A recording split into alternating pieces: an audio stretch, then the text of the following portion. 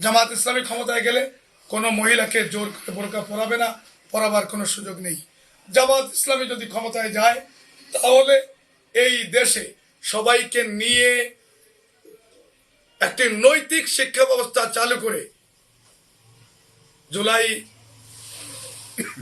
যে ঘোষণা, সেই ঘোষণার ভিত্তিতে হা ভোটে যদি জয়যুক্ত হয় বাংলাদেশ, তাহলে এই দেশে ফ্যাসিস্ট মুক্ত একটা দেশ গঠিত হবে।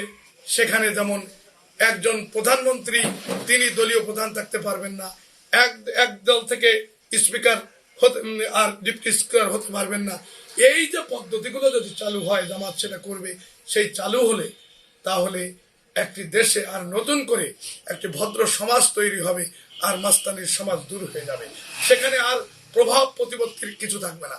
এই জন্য আমরা এটা বিশ্বাস করি, এই দেশে আজকে যেমন একটা কমিটি করলো, পাল্টা কমিটি করলো, কেন করতে হবে?